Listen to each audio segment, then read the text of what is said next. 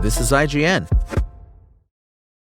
A competent iterative update to a series that has been making competent iterative updates for the better part of a decade. This is your IGN review of MLB The Show 26 by Gabriel Moss.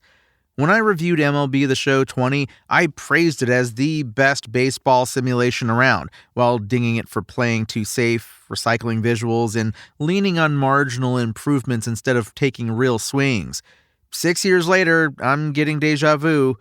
Despite giving MLB The Show 21 a standing ovation for finally starting to mix up the formula in its jump to, at the time, next-gen consoles, I'm now sitting here with MLB The Show 26, struggling to articulate what's meaningfully different from the last few years.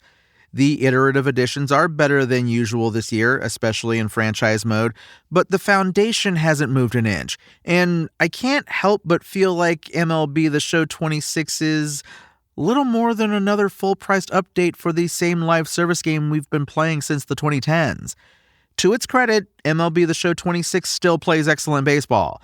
The core simulation remains the most convincing recreation of the sport in any video game, and developer San Diego Studio hasn't regressed the way Madden and NBA 2K have in recent cycles. And if you've never touched MLB The Show before, this is the best entry point the series has ever offered. A streamlined first-time setup walks you through every hitting, pitching, and fielding interface before you throw a single ball. But if you have played before, even as far back as The Show 21, that familiarity has inevitably become the problem. The approachable onboarding is wasted on people like me, those who have been here for years and are still waiting for a reason to feel like they haven't. This year's gameplay additions don't do much to close that gap. Bear down pitching is the headliner, a system that rewards you for consistently throwing strikes and racking up strikeouts by banking special high-accuracy pitches you can deploy in clutch situations. It ties into your pitcher's clutch rating, and in practice, it meaningfully tightens your command. It's the most interesting mechanical addition in years, and the one thing I'd point to as a genuine reason the on-field game feels at all sharper.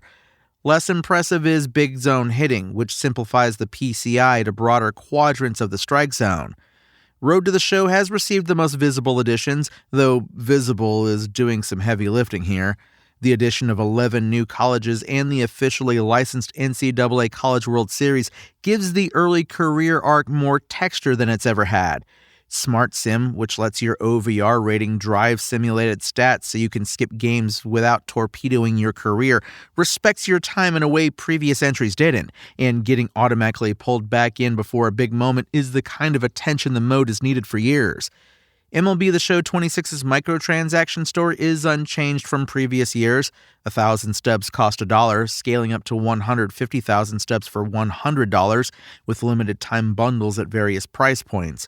You can still earn everything through gameplay by completing challenges, grinding programs, and selling cards on the community market, but what's changed, and not for the better, is a quietly introduced 20-card ownership limit that wasn't disclosed before launch. If you relied on card flipping and roster update investing as part of the free-to-play grind, one of the most accessible paths to building a competitive team without spending, this directly undermines your strategy. The lack of transparency around it is a bad look, and it's hard not to read it as a nudge towards spending real money.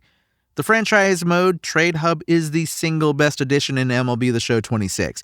Everything trade-related now lives in one centralized interface. Rumors, pending offers, player valuations, and deal pursuit. You can shop players around, set untouchables, track what other GMs are doing, and participate in bidding wars. MLB The Show 26 is a competent iterative update to a series that has been making competent iterative updates for the better part of a decade. The Trade Hub is a genuine improvement. Road to the Show's amateur phase is the most fleshed out it's ever been, and Diamond Dynasty launches with more to do than any previous entry. But the visuals haven't evolved, the story in Road to Show is still absent, crossplay has rough edges, and the undisclosed 20-card ownership cap feels like a step backward for the game's most dedicated no-money-spent community. If you skip the last 2 or 3 entries, there's enough here to justify coming back. If you bought the Show 25, you already own most of this game. MLB The Show 26's IGN score? 6 out of 10. Thanks for listening to IGN. My name is Tony Jackson, and for the latest MLB The Show 26 updates, visit us at IGN.com. spoken layer.